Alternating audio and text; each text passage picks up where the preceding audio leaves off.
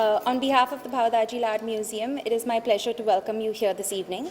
To celebrate World Heritage Week, we're pleased to have Mr. Shivendra Singh Dungarpur to speak on Indian cinema and endangered history.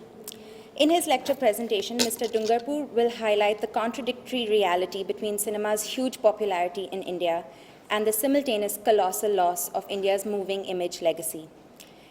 He states that the lack of awareness about the need to preserve and restore our cinematic heritage has already caused much of it to be lost forever. And his understanding of this urgent need led him to establish the Film Heritage Foundation, with its mission to save India's cinematic heritage and promote its preservation through local and international collaboration. Shivendra is the founder of the Film Heritage Foundation, a filmmaker, archivist, and restorer who is passionate about the cause of film restoration and preservation. He has participated in several panel discussions, masterclasses with archivists and restorers from around the world, and has been associated with several film restoration projects as well. With the Film Preservation and Restoration School India, which is due to take place early next year in Mumbai, Shivendra hopes to build an indigenous resource of film archivists and restorers. So I'd just like to welcome Shivendra to the podium. Thank you.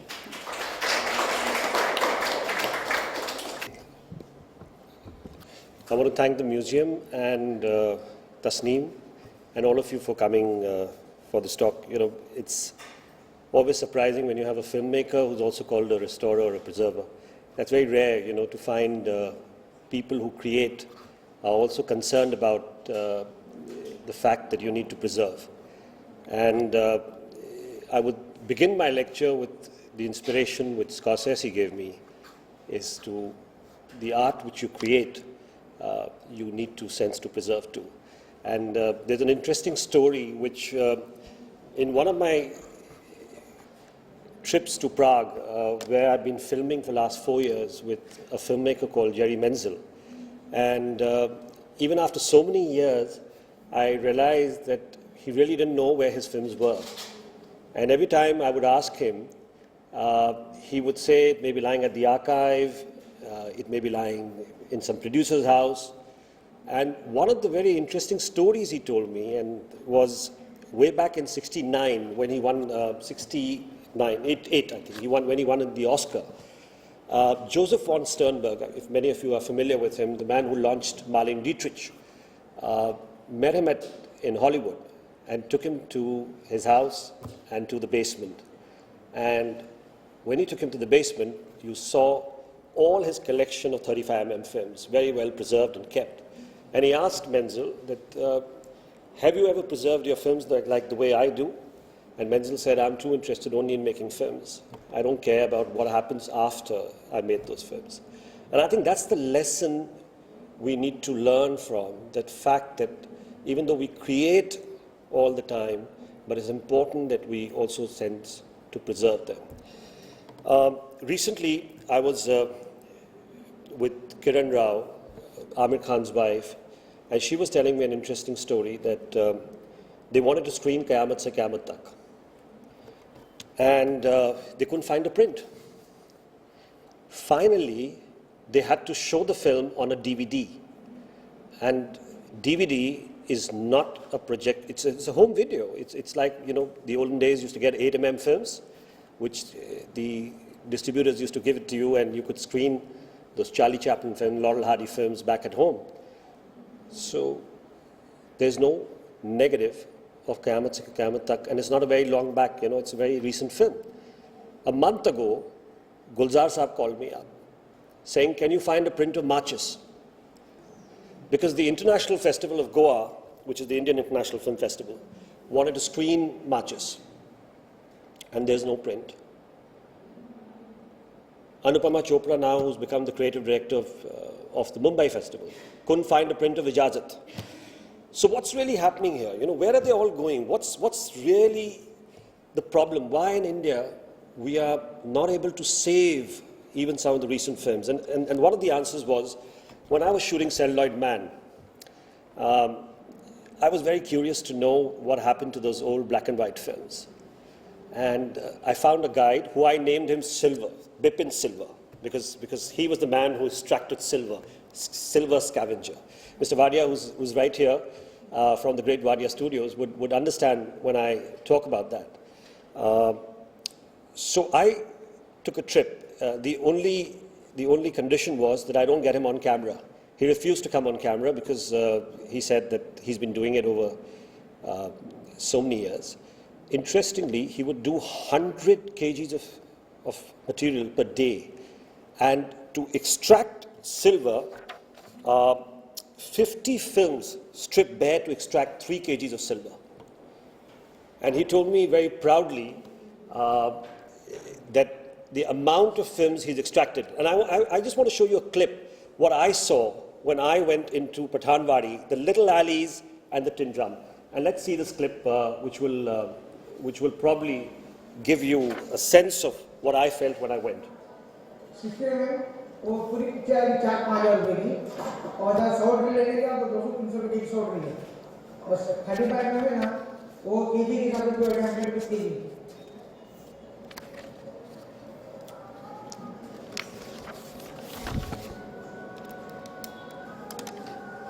As a child, my summer would be spent watching films with my grandmother. She would often book this entire cinema hall and we would sit on the ground floor in the stalls. And I would be sitting right behind her and we would watch films after films. I still remember those beautiful, colorful sets of Pakiza, Meena Kumari performing in Inagode. And then from character, my grandfather would often bring these 16mm black and white prints of Devdas, Duri Ka Zameen, Bandali, and some of Raj Kapoor films. I remember singing to the songs of Sri Chasudi's Kamazia Rastaralia. And here I am now, surrounded by film cans and films. The images I grew up watching, being washed away and turned into silver or colored diamonds.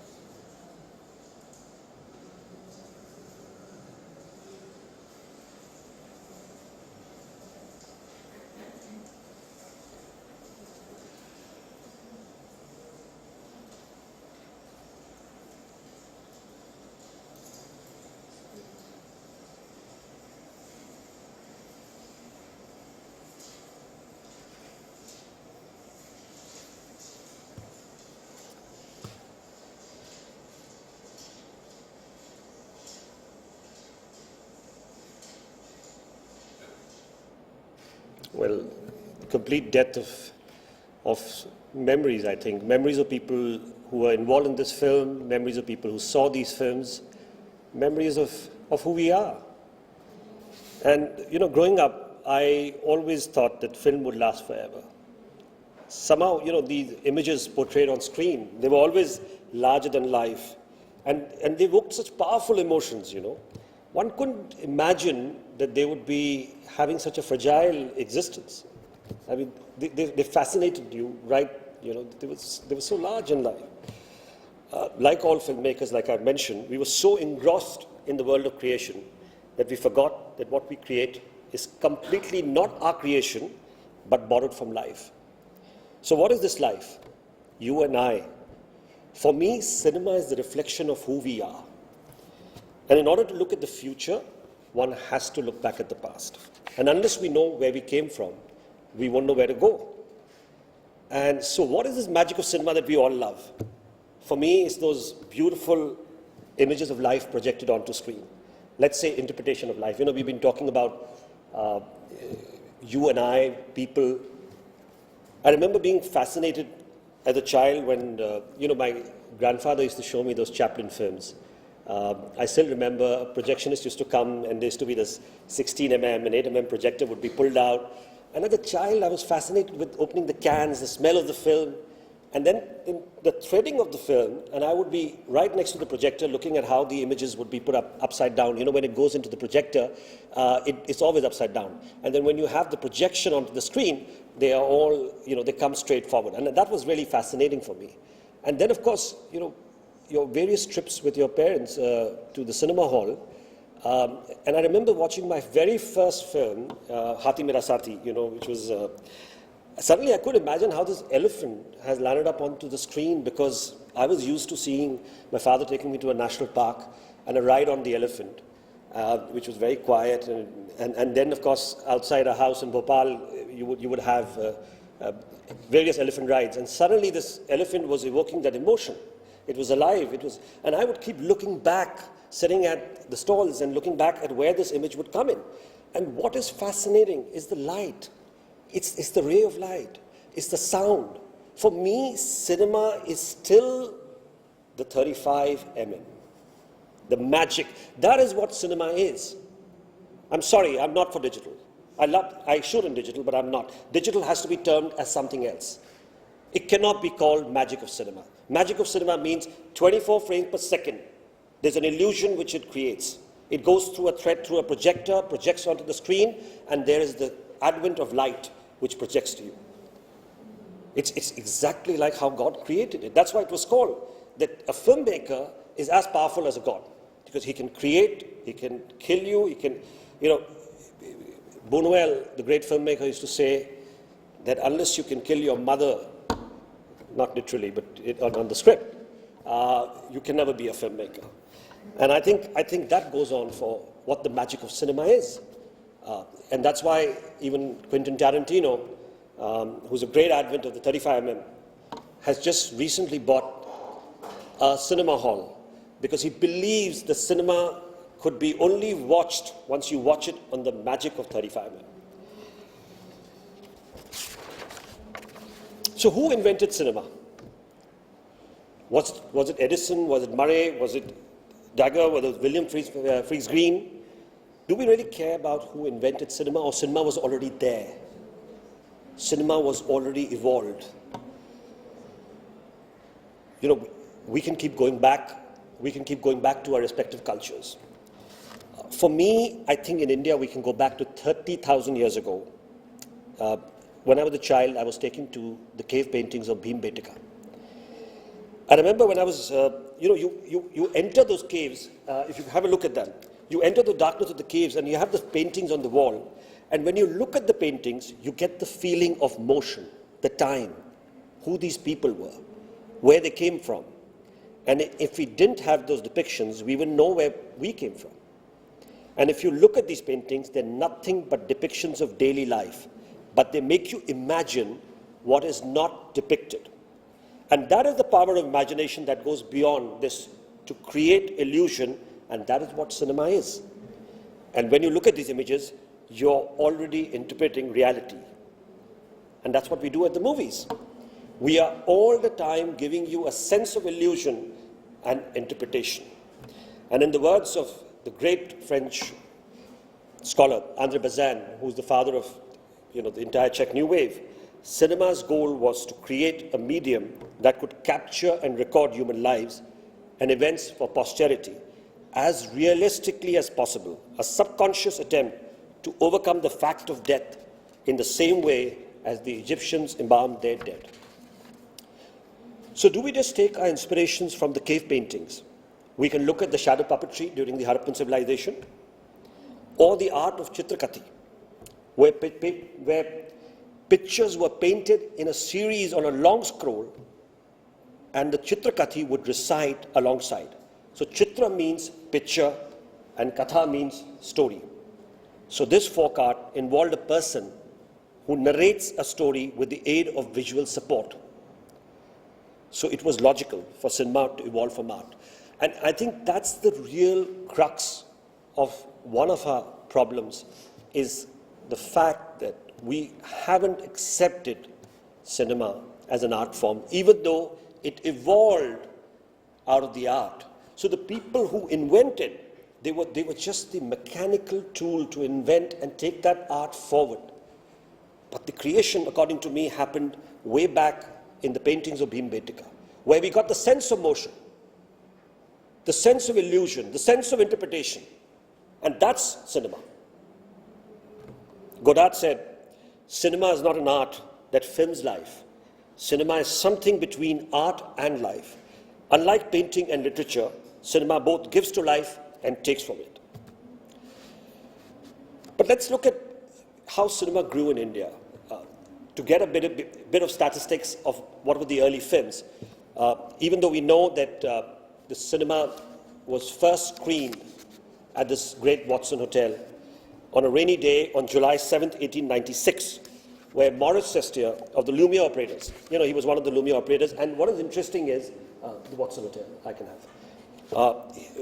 Maurice Sestier was on his way from Paris. He was working for the Lumiere. He came here, he showed 6 short films, and they were screened for 1 Anna plea. And then he went on to Australia, where he became the father of the Australian film industry, because he shot the first Australian film.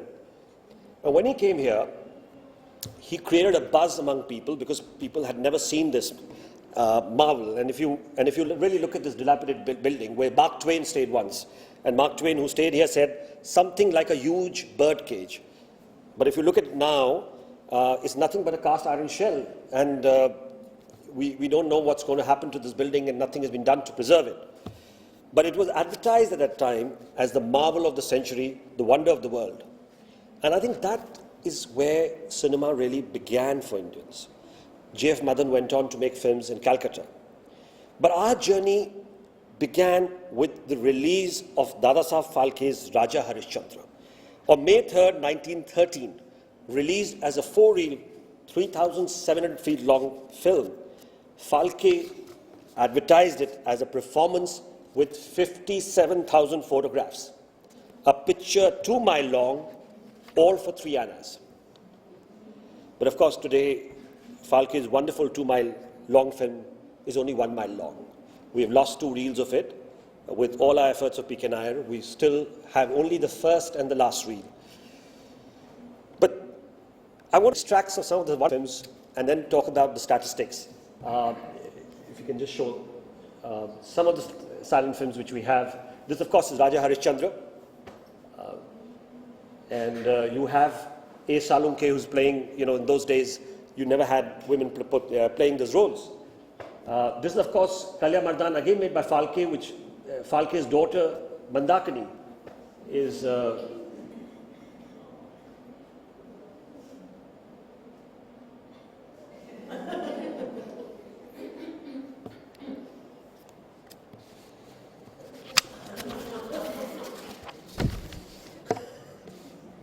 wonderful, to see them back and look at the effects and look at the reactions. And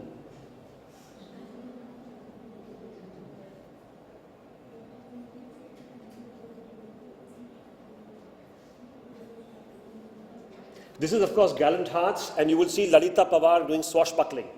Many of you, that's Lalita Pawar there. And you can see her here.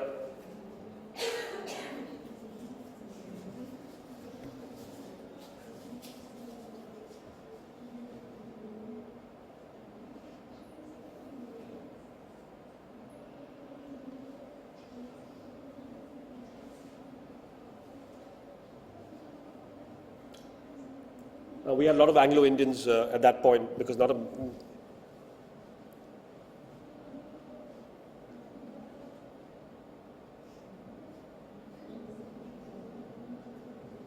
this is the first Bengali silent film surviving, Jamai Babu.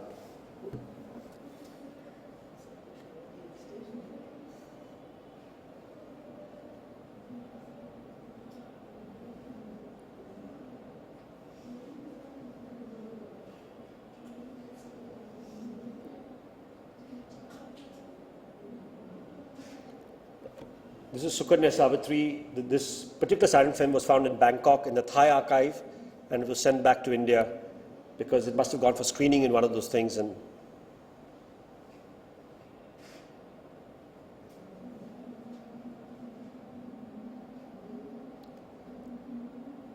this is Martan Verma, the only surviving Malayalam film. When I talk about the statistics, you will get a better idea of how many survived.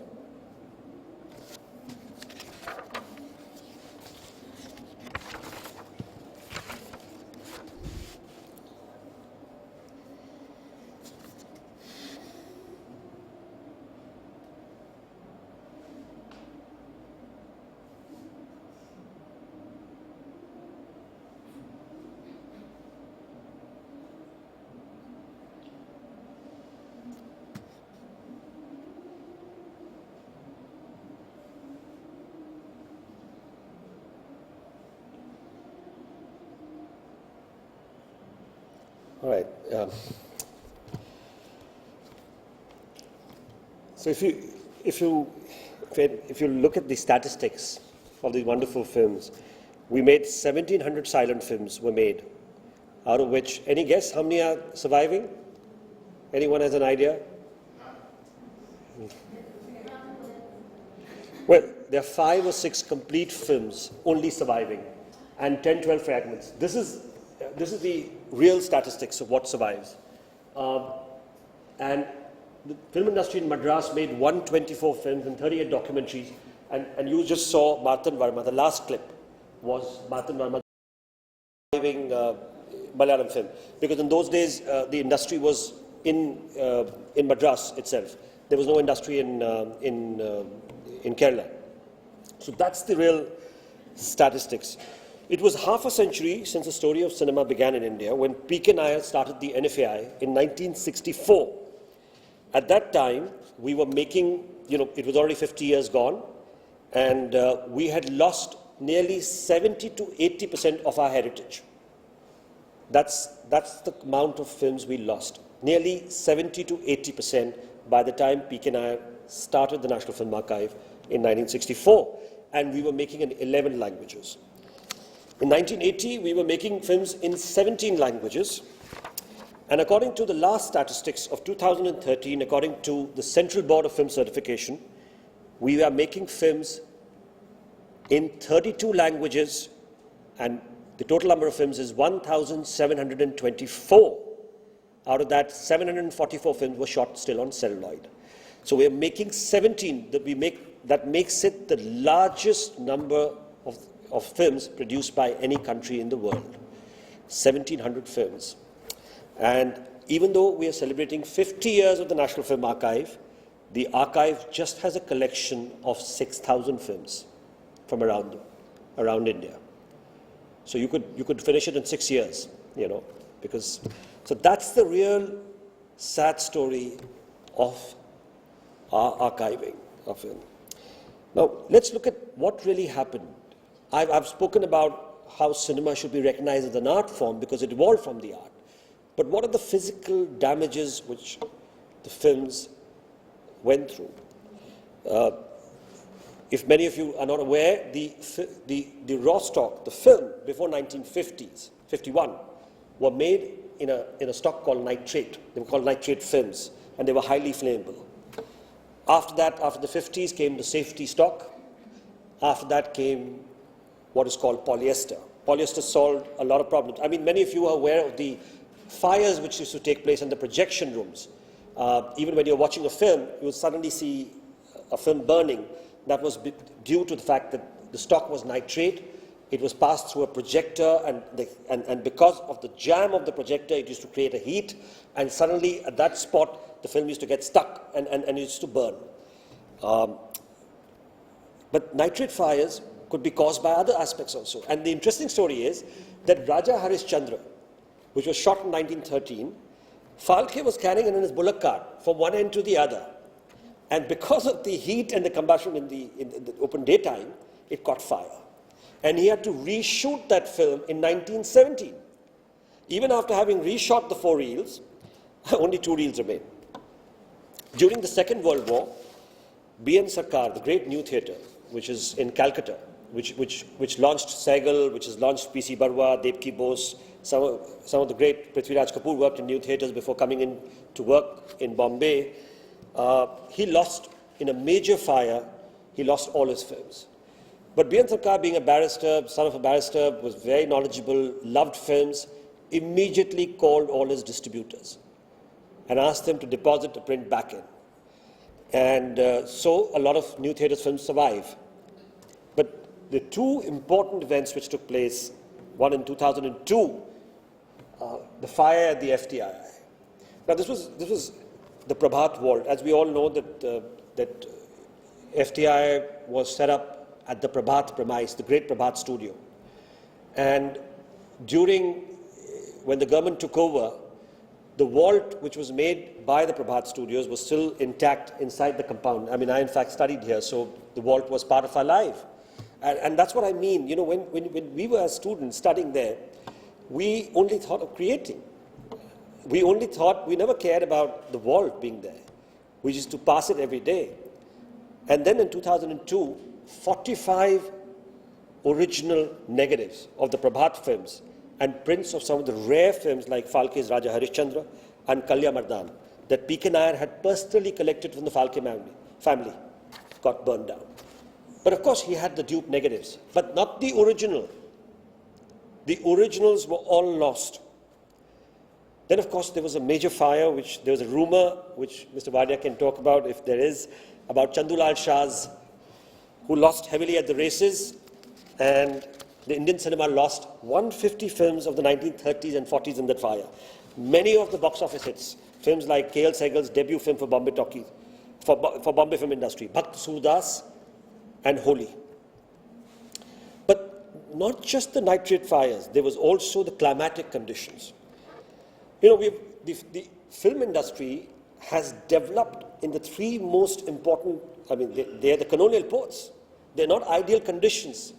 The humidity in these three places has also led for a lot of films not surviving. And the usual practice of producers was to pay an annual deposit fee to a lab to keep, all the labs used to keep the original camera negative. However, if the film was not successful, the producers would stop paying the deposit fee, resulting in the labs dispatching the prints to forgotten old warehouses. And that's what would happen. If you look at these images, they were just dispatched and thrown, and they just kept, and they're lying, or it passes from one warehouse owner to the other warehouse owner, and suddenly you would find them somewhere lying. One of the most important part of what I went through was, while making Celluloid Man, I also wanted to discover what happened to the first sound film, Alam Ara. When I was an assistant, I was assisting Gulzar Saab. He used to tell me lovely stories about how on the sets of Kabuliwala, when Bimal Roy was directing, and there used to be an actor called W.M. Khan, Wazir Muhammad Khan. And he used to sing a song called De De Khuda Ke Naam. And he used to claim that he sang the first ever song in a film called Alam Ara. So Gulzar Sahab used to continuously tell me the story. So when I was shooting Celluloid Man, I took a trip with P.K. Nair to the great old studios of Adeshwar Irani. And we had the clip of this, yeah. And I would like you to see what Nair Sahab told me while I was shooting when we were looking for Alam Ara. When I was assisting Gulzar, he told me a story that when he was assisting Bimal Roy in Kabuliwala, Wazir Muhammad Khan, who acted in that film, used to often speak about singing the first ever song sung in the history of Indian cinema, De De Khuda Ke Naam, in the film Alam Ara. Unfortunately, nothing remains of the song except the story.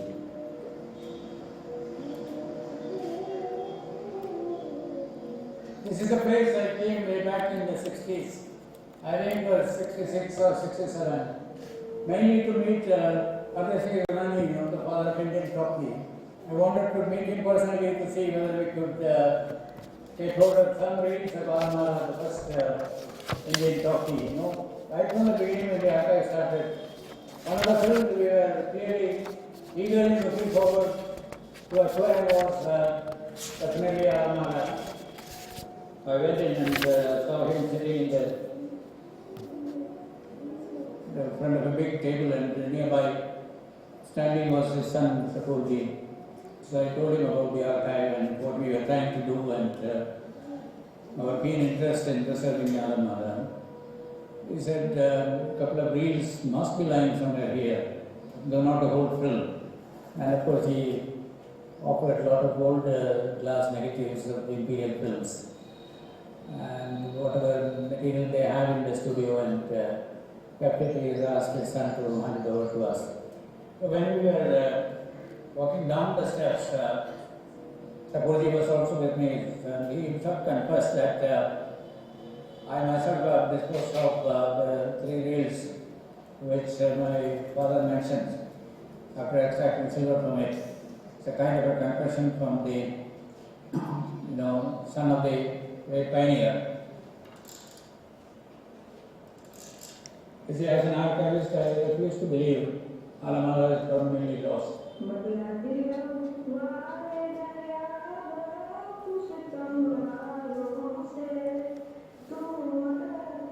जब release हुई थी क्योंकि master Vitthal का बहुत नाम था।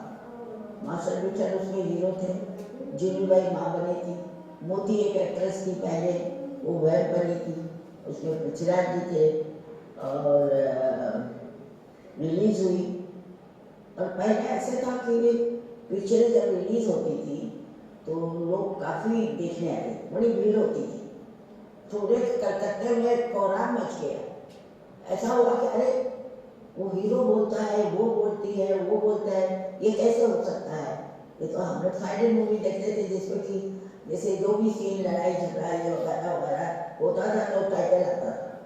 जैसे उसने कहा कि तुम यहाँ क्यों आए, जाओ यहाँ से, तो टाइटल आएगा तुम यहाँ से जाओ, तो पूरा हॉल पड़ता था। एक तो सब पढ़ते थे।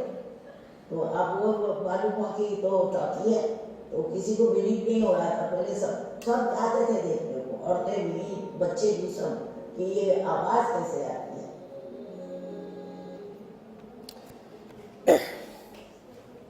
So in case any of you know anything about Alam Ara, we need to find it. So when you go out of this room, try and find Alam Ara. It's sad that we've lost with so many of our films, even Alam Ara. But I too faced a similar heartbreak in one of my trips to Kolkata. I went to meet the Devki Bose family, the great Devki Bose, one of the great filmmakers of new theatres. And then suddenly his son said, "Oh, we have an original camera negative of a film called Ratnadeep, 1951 film." And he took me to find this. And what he had done is, he had kept it outside his house for so many years, not realizing that his father's work is a creation of not only his own work, and that's what I want to tell people, that the creation is of so many other people. The emotion of people who have watched these films, the emotion of people who have made these films. Film is a living thing, it's living all the time. These are images. I talked about illusion, interpretation. They live with you forever. A lot of your interpersonal relationships are formulated through those images. I could relate to my grandmother because I could talk about films to her. I could talk how lovely Meena Kumari was in Pakistan. I think half a day would spend with each other talking about images, especially in today's time, we are only relating to each other with images. And here was one instance which was so painstaking for me, that to find a son keeping his father's creation lying outside in rain and everything, and it's gone. So you don't have any original camera negative of this film called Ratnadeep.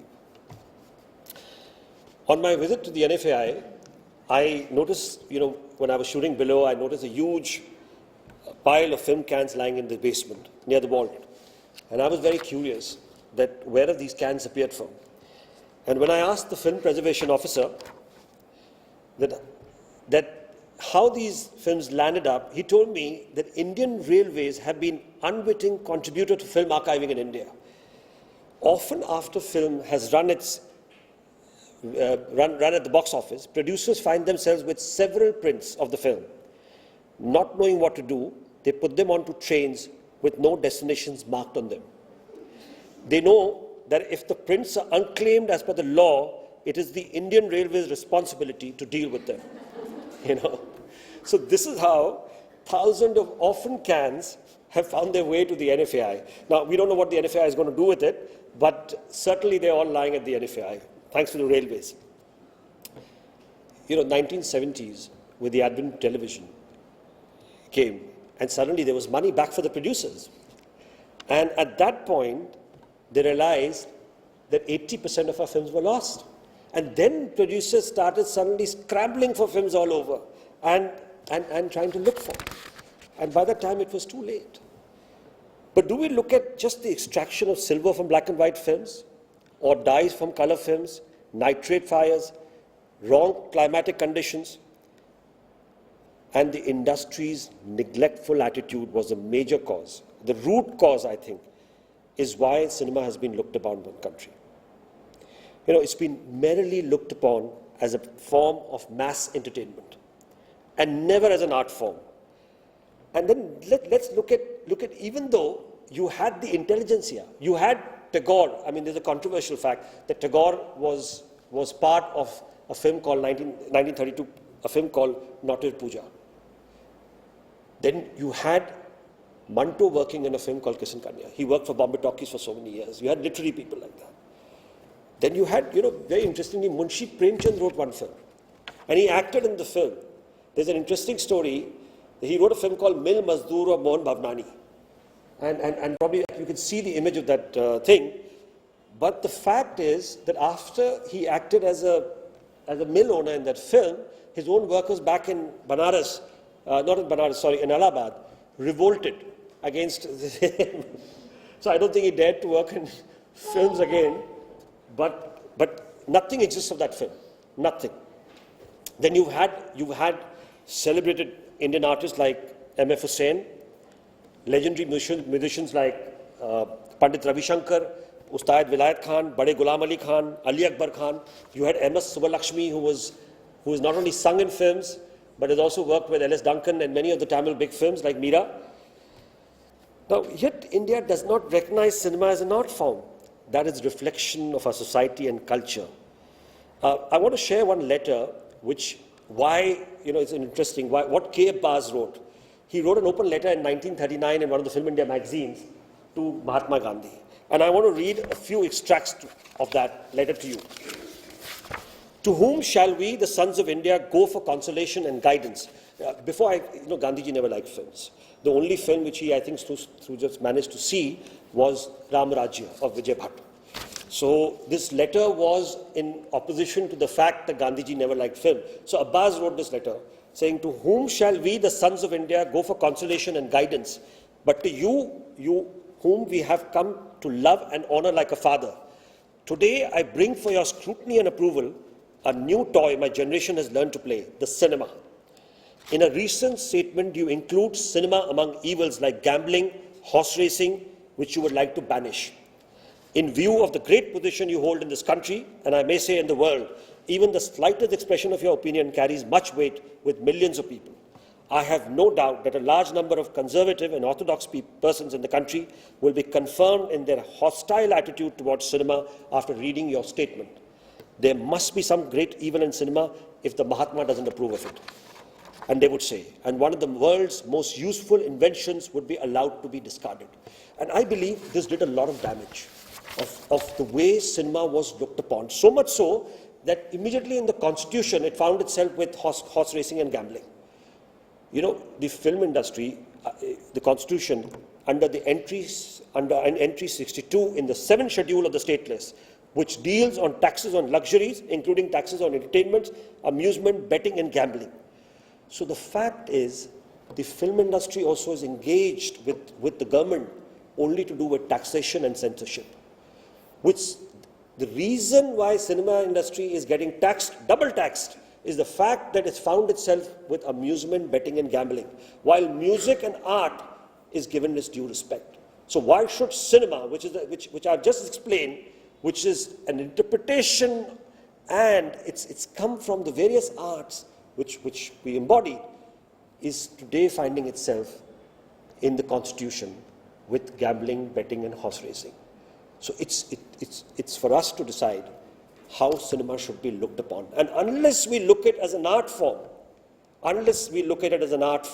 cinema is an art, it's created for an art, it's made by artists. Unless cinema is looked upon as an art form, we will not be able to fight the basic premise of preservation. And we have to get that. Now, there's some other reasons, according to me. India, everybody, you have all our great politicians saying how ancient civilizations we are. I think we should forget that statement itself. We haven't preserved anything. we don't preserve. We like to come and just talk. All our leaders love to talk. I think we need to preserve them, I suppose. So, we just don't preserve anything. Maybe we've had a large oral tradition.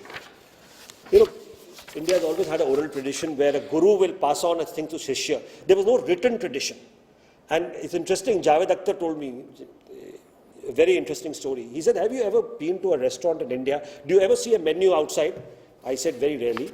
He says, you will never see, because the cook never wants to tell you what he wants to put in that ingredient. Because that's the whole idea. A guru will pass it on to his Shishya, but only pass 10% of it. The rest he wants to die with it. And over the period, this oral tradition has also damaged the concept of preservation. Most of our historical records have been written by foreign travelers. Megasthenes, Huenzang, Faheen, Al-Bruni, Ibn Battuta, Colonel James Todd. I mean, Rajasthan, I come from, everything is referred by Colonel James Todd. What happens? So there has been no indigenous historian who's recorded. Also, I think the Hindu philosophy of cremation, which runs contrary to the basic idea of preservation and archiving. But having said that, we must pay due to two people.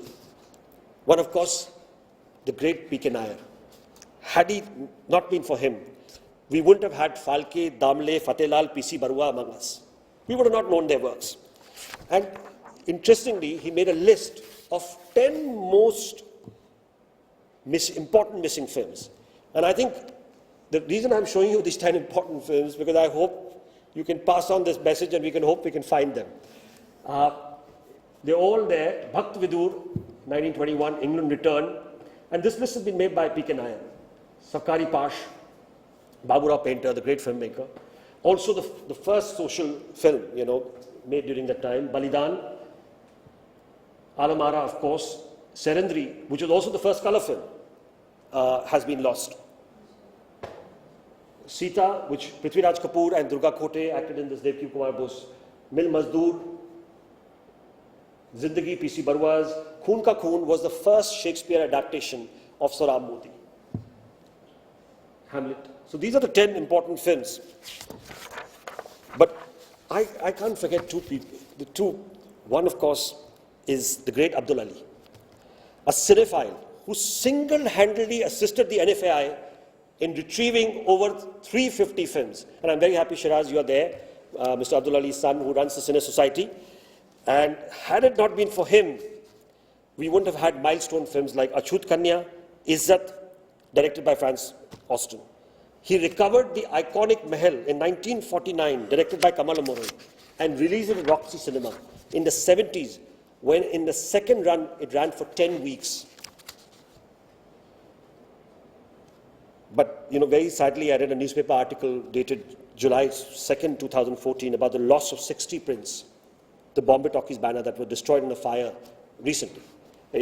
I just couldn't imagine that why would they keep all these prints back at their offices and warehouses when there's an NFAI, when there is an archive. Why would you keep them when you cannot keep them in the right conditions, right climatic? Because we know in Bombay the kind of humidity we have. But one of my favorite haunts in Mumbai is the infamous Chor Bazaar, or the Thieves' Market. One of the largest flea markets in India. It is the treasure trove of country's cinematic history. If Chor Bazaar wouldn't have been there, there's not a single place where, by default, you have the largest collection of Indian treasures. And these are my friends in Chor Bazaar, who I go to various of these shops, where there's Shahid, Aziz, Arif, Iqbal, and for generations they've been selling rare memorabilia and film-related artifacts. And about a year ago, not even a year ago, one of them called me and said, there's a print of a Guru Dutt film, and you must come and pick it up. And when I went there, and luckily there was an expert with us, and suddenly I realized that I was in possession of the original camera negative of a Guru Dutt film called Bharosa. And that's how even Chetan Anand's famous film, sorry, I'm not getting the name, was found in Chor Bazaar. So Chor Bazaar has always been a sense of archiving in its own way. By selling, they get a sense of collecting all the things.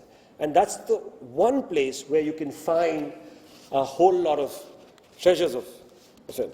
But films are sold by the kilos there also. 8mm films for 300 rupees per reel, entire 16mm for 4,000, and 35mm is sold 100 rupees per kg. So you can decide whether you want to buy mithai or you can go back home with a 35mm film. But, you know, what is really sad for me is the place where I walked down from Beach Candy all the way to Chor Bazaar. Sadly, this is the beginning and the end of Chor Bazaar, as the whole neighborhood will soon be redeveloped and nothing will remain of these old streets.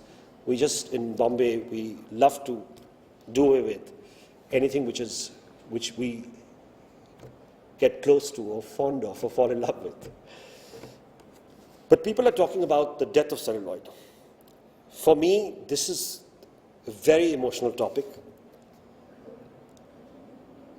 I grew up watching films on celluloid, the sound of flicker, the smell of film, but I have to accept the reality.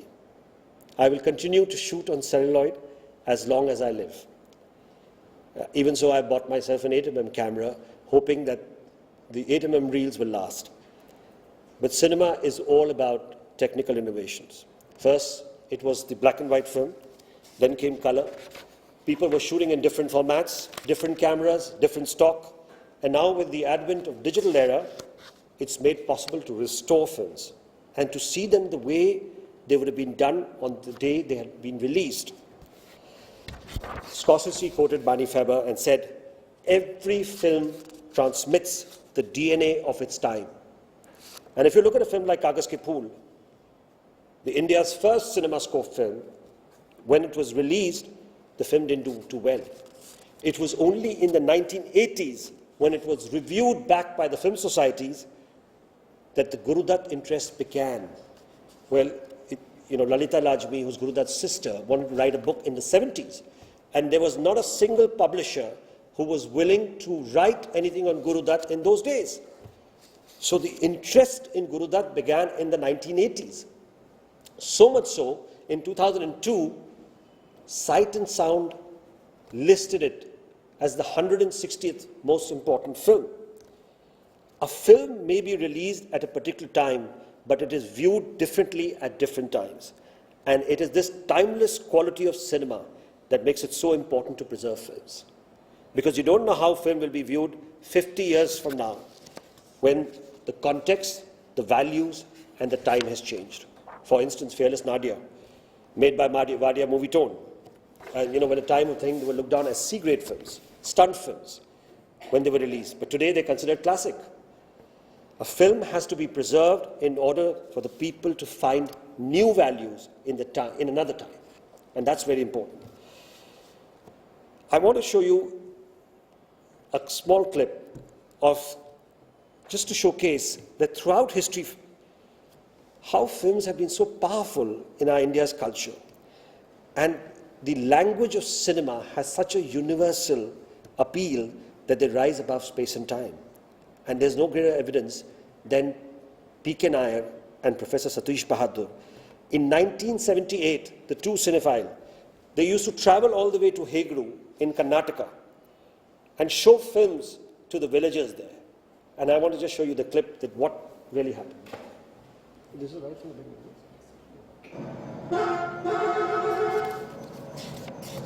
When you talk about a great man like Nair, you will have to bring in so many other names because they all come at a period of history and then one helps the other, one builds the other, one complements the other. Satish Bahadur, for instance. He would come with films, which we could get from P.K. Nair to our village in Hegodu when K.V. Subarna was running this Minasam. Now his son does it actually. It is continuing. And there would be a film appreciation course. And Satish Bahadur would talk and talk and talk on the films that they showed. And the villagers would go out talking about Burma. The person behind it was K.V. Subarna, who was a theatre activist. He attended our if I remember correct, the first film appreciation course in 1975. Now, after the course, he was very much inspired. He wanted to have a film appreciation program in his theatre in Hegadu. He was using theatre as a kind of a social awareness and mainly for educating and imparting value system to the local people who had no exposure to cinema, but there was no cinema theatre there.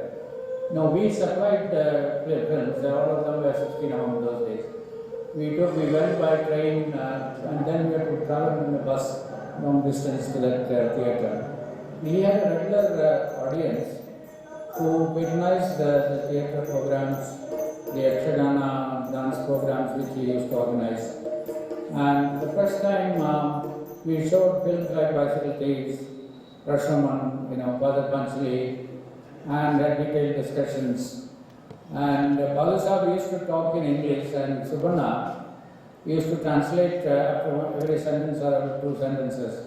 So we could successfully break the language barrier, which was another thing which we were trying to we thought that the idea of film education and film awareness should reach the village level, even people who do not familiar with English language. ಒಂದು ವಾರ ಹಬ್ಬ ಕಣಂಗ್ ಮಾಡ್ತಿದ್ರು ಅಲ್ಲಿ ಹಬ್ಬ ಸ್ಟೇಜಲ್ಲಿ. ಅವಾಗೆಲ್ಲ ಈ ಸ್ಟೇಜೆಲ್ಲ ನೋಡಿದ್ದೆ ನಾವು ಹಬ್ಬ ಸ್ಟೇಜ್ ಸಿನಿಮಾ. ದೂರದಲ್ಲ ನಮ್ಮ ಸಿನಿಮಾ ಏನು ಒಳ್ಳೆ ಗೊತ್ತಿಲ್ಲ.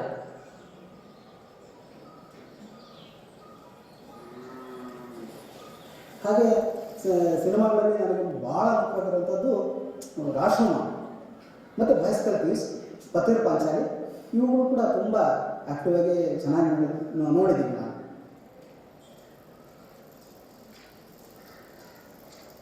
ಪಥೇರ್ ಪಾಂಚಾಲಿ, ಚಾರ್ಲಿ ಚಾಪ್ಲಿನ್, ರಶೋಮ, ಅಪೂರ್ವ ಸಂಸಾರ ಇಂಥ ಸಿನಿಮಾಗಳೆಲ್ಲ ತೋರಿಸ್ತಿದ್ರು, ಚೆನ್ನಾಗಿ ನೋಡ್ತಿದ್ರು.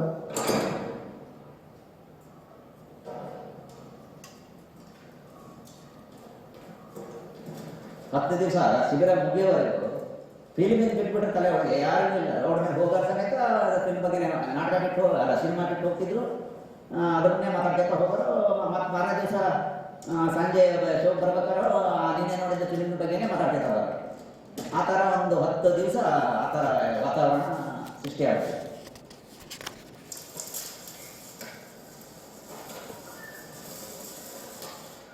ಆ ಕಾಲದಲ್ಲಿ ಆ ಸಿನಿಮಾದಲ್ಲಿ ಈ ಮೊದಲು ಪಥೇರ್ ಪಾಂಚಾಲಿ ಭಾಳ ಚೆನ್ನಾಗಿತ್ತು.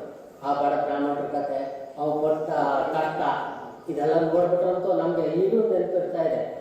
ಕೊನೆಗೆ ಅವ ಬರಬೇಕಾದ್ರೆ ಲಾಸ್ಟ್ ಊರು ಬಿಟ್ಟು ಹೋಗ್ಬೇಕಾದ್ರೆ ಕೊನೆಗೆ ಮನೇಲಿ ಸಂಸಾರಕ್ಕೆಲ್ಲ ಸೀರೆ ಮಕ್ಕಳಿಗೆಲ್ಲ ಸಣ್ಣ ಸಣ್ಣ ಮಕ್ಕಳಿಗೆಲ್ಲ ತಂದು ಅವಾಗ ಆ ಮಗಳು ಸತ್ತೋದ ಅವಾಗ ಅದೆಲ್ಲ ಈಗಲೂ ನಿಜವಾಗ್ಲೂ ಆ ಕಾಲದಲ್ಲಿ ನಾವು ನೋಡಿದ್ವಲ್ಲ, ನಾವೇ ಒಂಥರ ಪುಣ್ಯಾತ್ಮರು. ಅಂಥ ಕಾಲದಲ್ಲಿ ಆ ಥರ ಫಾರಿನ್ ಸಿನಿಮಾ ಎಲ್ಲ ನೋಡಿದ್ವಲ್ಲ, ಫಾರಿನ್ನೆಲ್ಲ ಅದೇ ಇದೇ ಇರಬೇಕು. ನಾವು ಬೇರೆ ಬೇರೆ ಸಿನಿಮಾ ಅದು ರಾಶಮ ಅನ್ನೋದು ಅಚ್ಚಳಿಯನ್ನು ನೆನಪಲ್ಬೋದಂತ ಒಂದು ಈ ಸಿನಿಮಾ ಅಂತ ಹೇಳಿ. ಅದರ ನಂತರ ನೀರಲ್ಲಿ ಮುಳುಗಿ ಒಬ್ಬ ಮನುಷ್ಯನನ್ನು ಹೆಣ ಹಾಕುವ ಕತೆ, ಅದು ಅವ್ರ ಕ್ರೇಟ್ ಅಂತ ಹೇಳುವಂಥ ಒಂದು ಸಿನಿಮಾ. ನನಗೆ ಇಷ್ಟವಾದ್ದು ಅಂತಂದರೆ ಇನ್ಸಿಡೆಂಟ್ ಕಟ್ಟೋಕೆ. ಆ ಫಿಲ್ಮ್ ಹೇಗೆ ಅಂತಂದ್ರೆ ನಮ್ಮನ್ನೆಲ್ಲ ಆಕಾಶ ತಗೊಂಡೋಗ್ಬಿಡ್ತದೆ. ನಾವು ನೋಡ್ತಾ ಕೂತ್ಕೊಂಡಿರ್ತೇವೆ. ಲಾಸ್ಟ್ ಪಾಯಿಂಟ್ ಏನು ಅನ್ನೋದು ಆಮೇಲೆ ಅಯ್ಯೋ ನಾನು ಕೂಲ್ ಆಗ್ಬಿಟ್ಟಲ್ಲ, ಏನು ಎಲ್ಲಿಂದ ತಗೊಂಡೋಗಿ ಗೊತ್ತಾಗ್ತದೆ ನಮ್ಮನ್ನು. ಸ್ಟೋರಿ ಶುರು ಆಗ್ಬೇಕಾದ್ರೆ ಅವ್ನು ಕನಸು ಕಾಣ್ತಾ ಇರ್ತಾನೆ. ಅವ್ನು ಕನಸು ಅಂತ ನಾವು ಗೆಸ್ ಮಾಡೋಕ್ಕೆ ಆಗಲ್ಲ. ನಾವು ಫಾಲೋ ಮಾಡ್ಕೊಂಡು ಓಡ್ತಾ ಇರ್ತೀವಿ ಅವ್ನ ಹಿಂದಕ್ಕೆ, ಏನಾದ್ರು ಮಾತಾಡುವಾಗ ಸೇರ್ಕೊಳ್ಳೋ ಮಾರೆ ಅಂತೇಳಿ.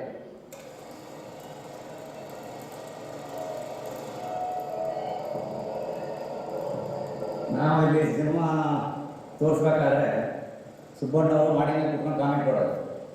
ಇದು ಇಂಗ್ಲೀಷ್ ಫಿಲ್ಮ್ ಆದ್ದರಿಂದ ಇಲ್ಲಿ ಯಾರಿಗೂ ಇಂಗ್ಲೀಷ್ ಬರ್ತಿರಲಿಲ್ಲ. ಆವಾಗ ಅವರು ಮಾತಾಡಬೇಕಾದ್ರೆ ನಾನು ಇಲ್ಲಿ ಪ್ಲೇ ಮಾಡಿದ್ದೆ, ಅವ್ರ ಮಾತು ಕಡಿಮೆ ಇದ್ದಾವಾಗ ನಾನು ಇಲ್ಲಿ ಸೌಂಡ್ ಜಾಸ್ತಿ ಮಾಡಿದ್ದೆ. ಅವ್ರು ಕಾಮೆಂಟ್ ಶುರುವಾಗುತ್ತೆ ಅನ್ನೋ ಮೂಮೆಂಟ್ ನಾನು ಗೊತ್ತಾದ ತಕ್ಷಣ ನಾನು ಇಲ್ಲಿ ಸೌಂಡ್ ಡೌನ್ ಮಾಡ್ತಿದ್ದೆ. ಅವರೊಟ್ಟಿಗೆ ಅವರು ಅದ್ರ ಬಗ್ಗೆ ಕನ್ನಡದಲ್ಲಿ ವಿವರಣೆ ಕೊಡ್ತಾ ಇದ್ದಾರೆ. Wonderful, And, this is one of the things which I believe that, I don't know why it stopped, why we don't take films to the villages, but through our foundation, Iravati is now doing education through films. And I can tell you that kids from 5th standard, we're showing them some wonderful films, and how well they look at those films. It's not what's spoken, it's just the visual element which they're able to grasp. And that's why I think this experiment of P.K. Nair and Satish Bahadur worked so well in 1978 when they took it. When I went here, they still remembered those films. And it will still work, and it still works. The country has nearly 10 different film industries, you know. We've got a film industry in all our places. South India contributes to about 60% of our heritage. Interestingly, mega stars of these industries went on to head governments in the states, but did nothing towards preservation. There's not a single archive any of these states have. Today, NFAI is still the only film archive in Pune, still designated as a merry media unit. It's not been given autonomy. It's not been regarded as an archive. It's just a media unit of the Ministry of Information and Broadcasting. And there is no mandatory deposit system. Of course, it has very limited funds. It has a staff of only 25 people, not trained. Today, the industry is turning its back on celluloid in a definite drift towards digital technology, reinforcing the belief that original camera negative is obsolete. This arises from the widespread ignorance of the importance of original camera negative amongst filmmakers, copyright holders, and industry stakeholders. Labs are shutting down all over the country, discarding film cans on the scrap heap, as producers are not interested in taking possession of their films. None of the Indian laboratories engaged in film restoration have photochemical facilities. Producers, copyright holders, and the public at large are quite satisfied with basic digital restoration at a low cost, poor quality DVD, and accessing films on YouTube. There is a general lack of understanding what a full-fledged film restoration goes beyond just digital scanning and cleaning. And you know, that's one of the things which we are pretty happy to buy an Indian film because it costs about $100. But you look at the number of scratches, look at the number of things we are happy to download. I've seen many of the people come to me and say, how does it matter? But we are very happy to go abroad and order a Criterion or order a Masters of Cinema or one of those, you know, and see, and then compare them. Then listen, the foreign film is so beautifully shot. And Subrata Mitra told this to a friend of mine, Avik, a cameraman, said that I did all the Ray films, initial Ray films, but there was a student who came and asked him when he was teaching at the Satyajit Ray Film Institute and showed him a clip which he had downloaded and said, what have you done? This, so I can also do. Because there were so many scratches, there were so many, you know, the camera was moving, because he downloaded it on YouTube. And that's the really sad state of how we accept the mediocrity within our visual arts. We've been accepting it. We are very happy to go to Rhythm House and buy a DVD of $100 of an old film which he has transferred many, many years ago from a U-matic tape, and the original negative either is lost or is kept in bad condition. The producers are not interested. And I can tell you of many, many big production companies, now, especially now with big production companies grossing over 500 crores in some of their films, but have done very little to preserve. So let's look at some of the future steps we can do. A national plan must be implemented to save Indian films and make them more accessible to public. I believe that greater public-private partnership should be the focus of the plan. You know, the government has been talking about National Film Heritage Mission. Unless you have a public-private partnership, don't leave it to the government itself.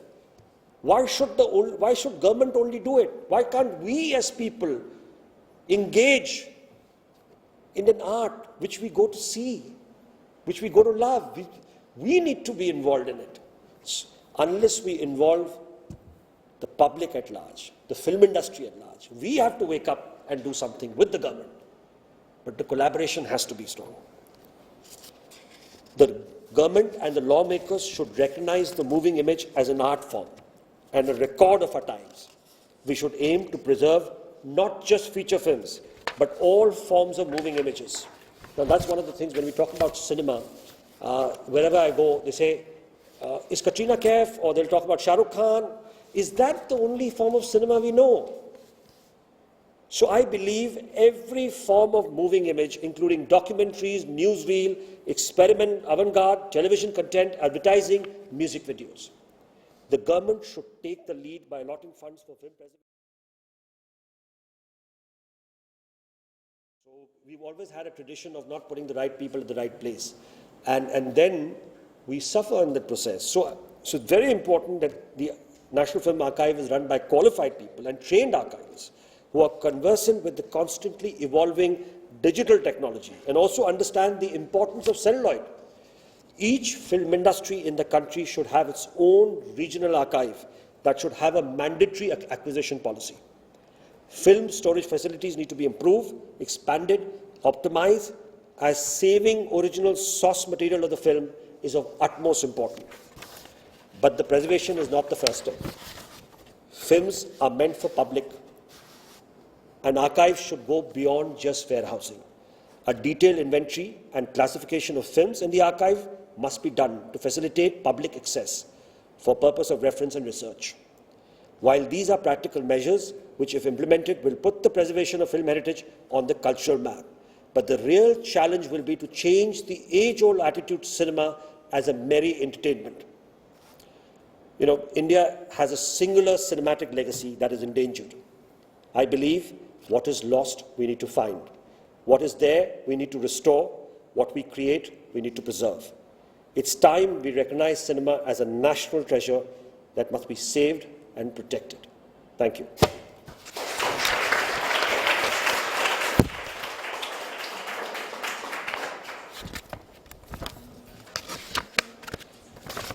Yeah, I'll be happy to answer if there's any questions.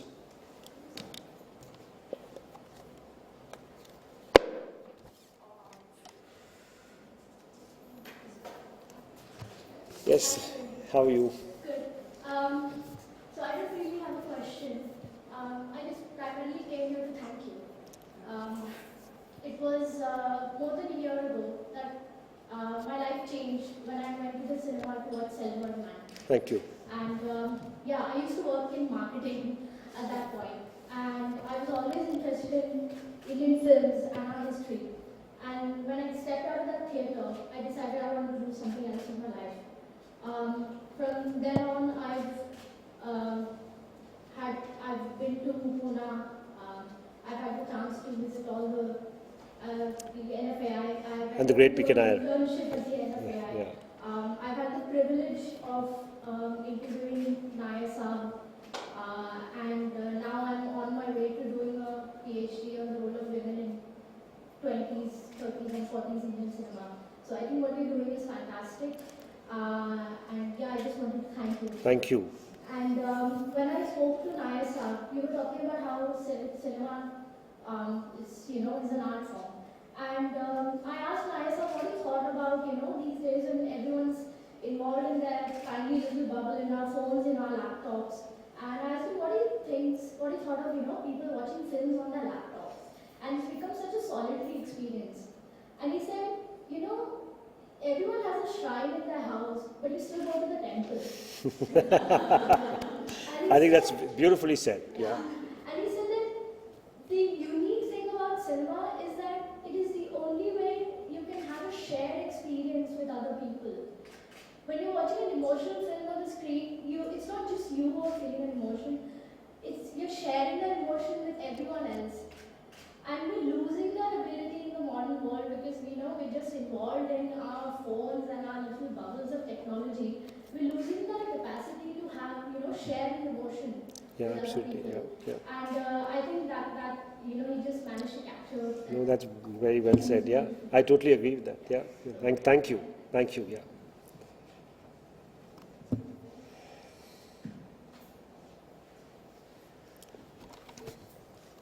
Could we get to see, get a copy of the Silver? Well, unfortunately, it's not released in India. It's released in the UK.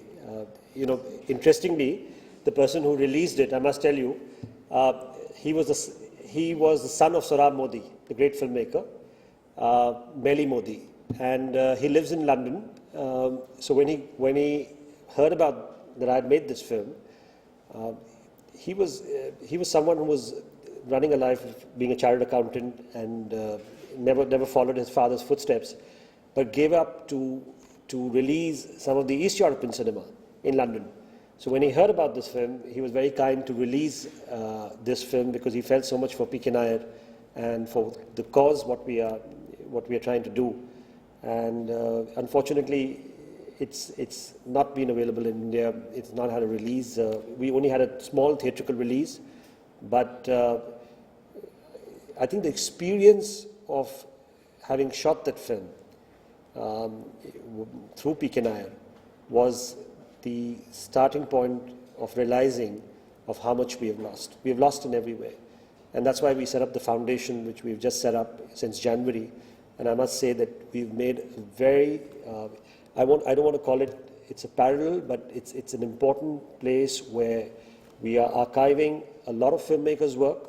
We had the fortune that filmmakers like A.R. Karda's family and Kedar Sharma's family and Saeed Mirza's family, they all came forward to us to give away the films.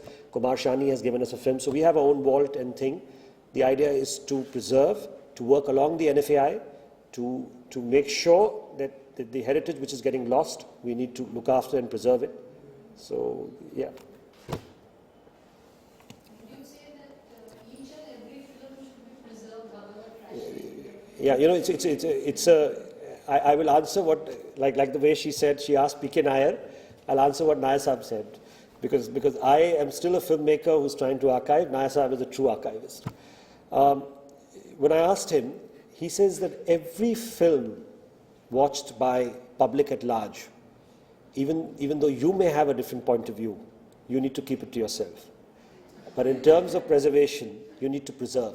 And that's why I think in a country like India, because we are producing nearly 1,700 films a year at this moment, it's not possible for the NFAI to be the only center of preservation. And what does it do to Jayalalitha, the amount of money they spend on other things, to have an archive, or for the Kerala government, or all the states can have their own archive and build on that. So that's, I think, I feel the basic crux and the problem lies with cinema not being regarded as an art form. You never sort of put cinema in the same platform as the other art forms, even though it's evolved out of that. It's a new form, it's a new way of looking at things.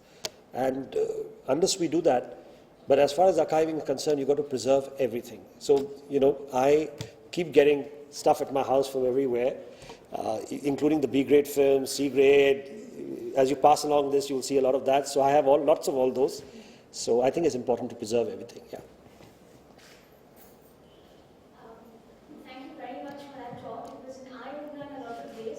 Thank you. I was wondering actually and this is a state of affairs we find in films and also in the National Archives of India and other sort of paper-based forms, etc.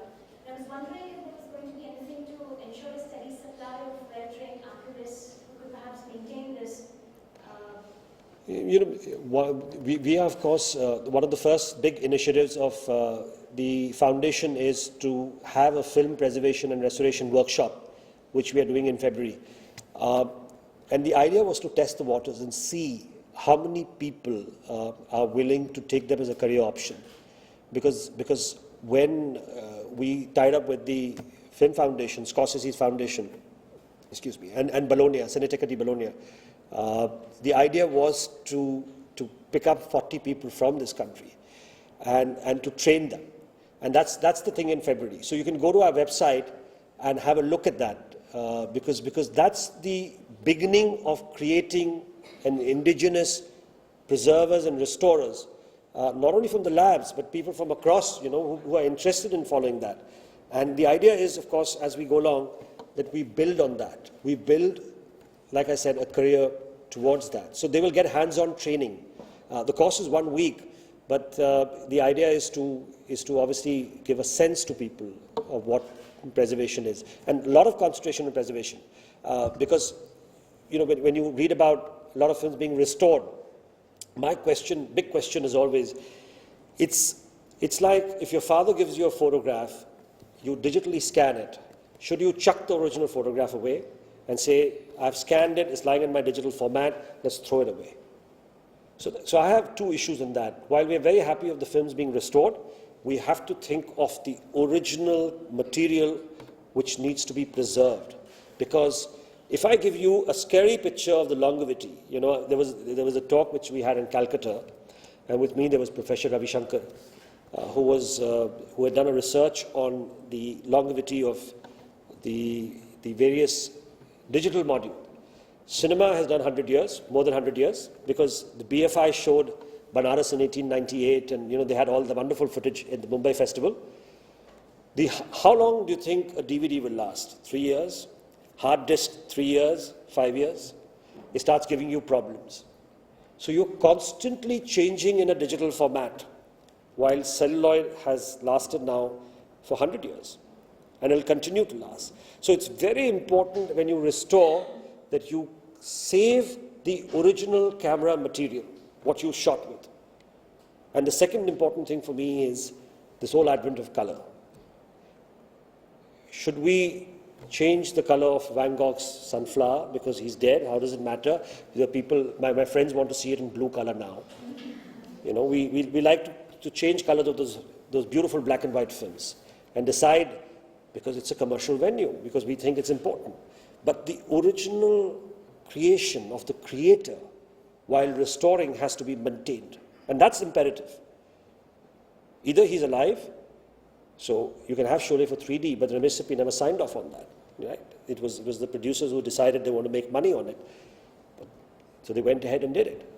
So these are two avenues which I feel is also very important when we are building up a new indigenous source of people who could take this forward. Yeah. Yeah, sure.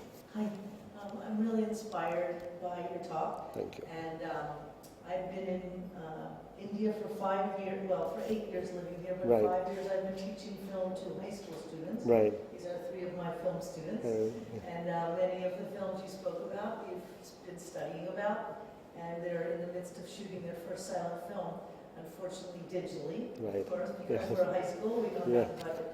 But my suggestion is maybe in forward thinking, that part of your archive be that you have old 16mm cameras available to students to come and shoot on, to learn how to cut on a moviola. When I went to film school, the thrill was getting that camera, Yeah. that I could check out that big, heavy 16mm camera, and then sitting there with my white gloves, the moviola, the cutting, and it was so exciting, and it gave me such an amazing appreciation for film.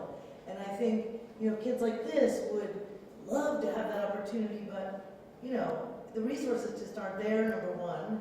And number two, here's a way you could go to Chor Bazaar and buy all their 16mm cameras, of which they have quite a few down there, 8mm and 16mm, and maybe start kind of a student, I don't know, come shoot on film kind of project. Right.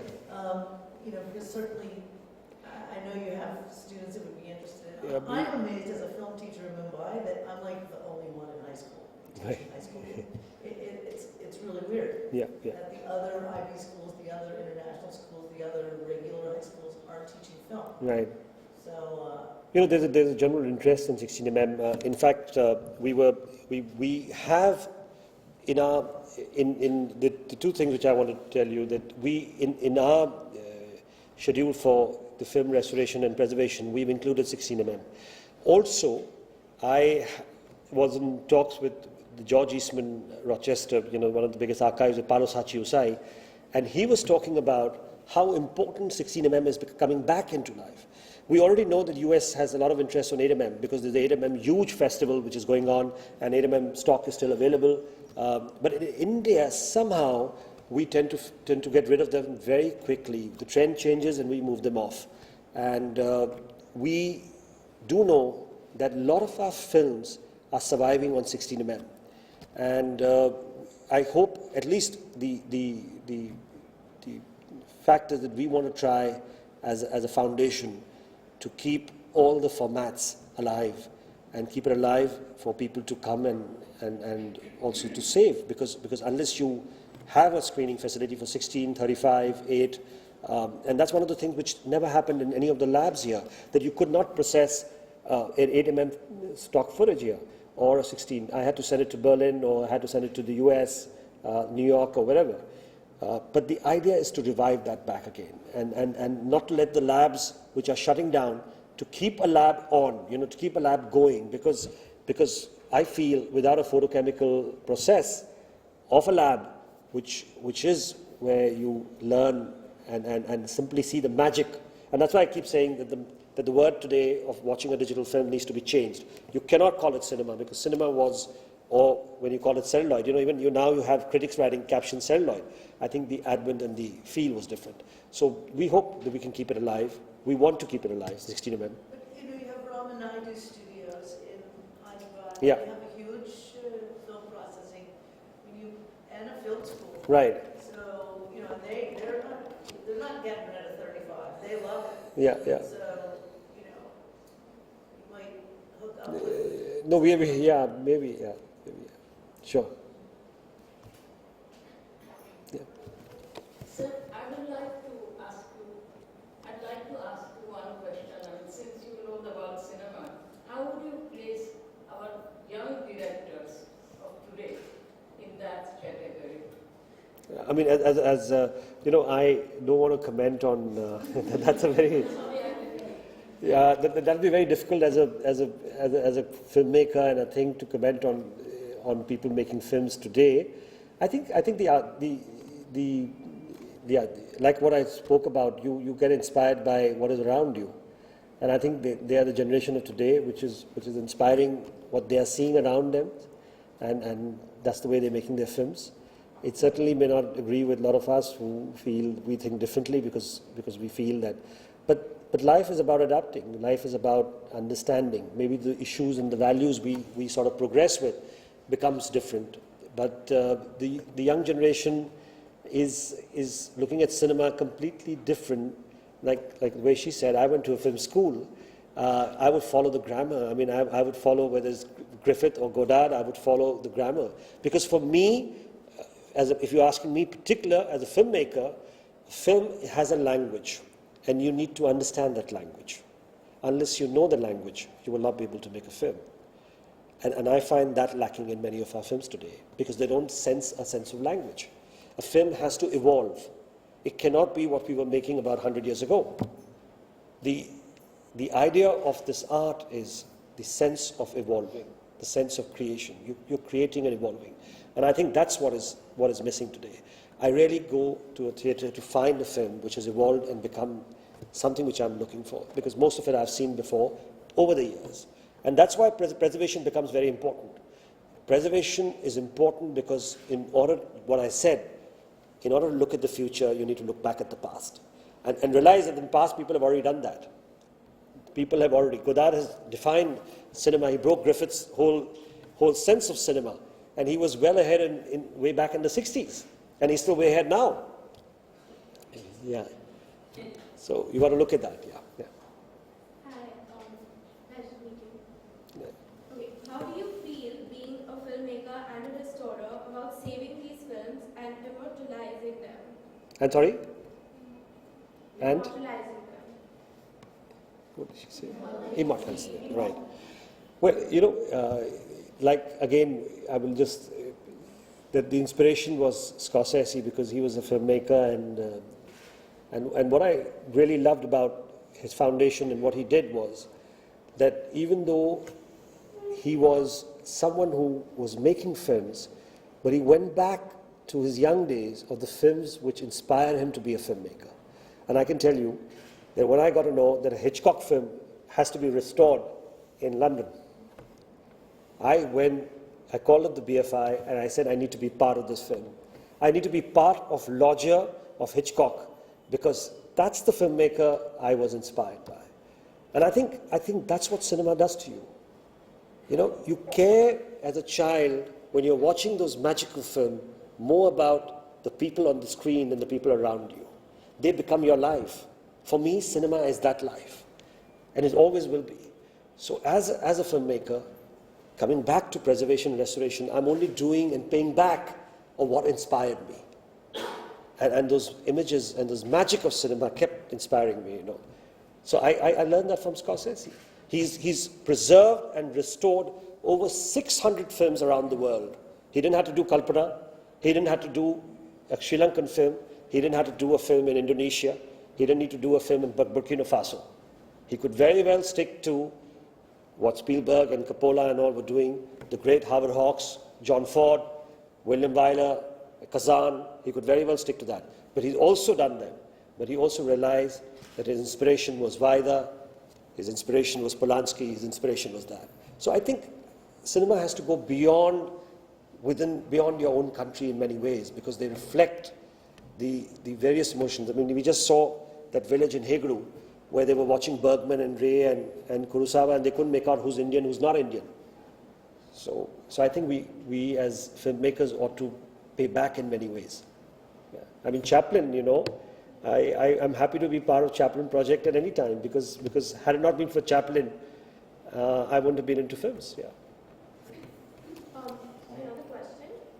What would you suggest us as students to help restore these films? Well, that's a long way to go, because you need to go through a lot of process. But what is really going to help is if you're going to start feeling in the fact that you need to preserve. I think restoration comes as a second step. First, you need to preserve. You need to get a sense that what has been created needs to be preserved. And the more you get a sense of that, you will find a way of restoring them.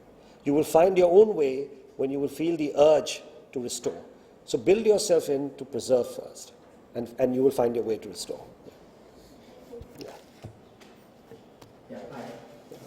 At present, film preservation and archiving is more concerned in the physical sense. If I say it is more towards the actual preservation of the film, the original negative. But probably there could be other materials which also part of a bigger collective sense of heritage, and we could call it probably the film heritage. So not just a film, but probably the associated materials. So, I mean, Raj Kapoor said, "Mera juta hai Japani." So probably there is a story to that juta, how we got that juta. Then probably there are production documents, there are production photos, there are contract documents. How were the old contracts signed? Yeah. How was the payment? You know, things like that. So, I mean, there are endless materials. The Nagana Reswala, probably was one of the famous persons. So, yeah. I mean, probably a lot of more material is there, which probably forms a bigger archiving sense. Yeah, you know, as you're saying, we've got trunks and trunks. I mean, we've got at least one trunk lying in my office and few boxes of stuff coming in all the time. When I said the Kardar family has given everything, what they gave me to archive was all their scripts, photographs, and then recently we got the Said Mirza collection, which was a whole tin box full of all his old scripts, photographs, memorabilia. So when we are talking about archiving, you're right. We're just not talking about just films. We're talking about everything related with films. So we are archiving so the foundation now is evolved in the sense of preserving any filmmaker's work. And I must share one of the interesting things. Very sadly, last year, P.C. Barua, who was a great filmmaker from Calcutta, who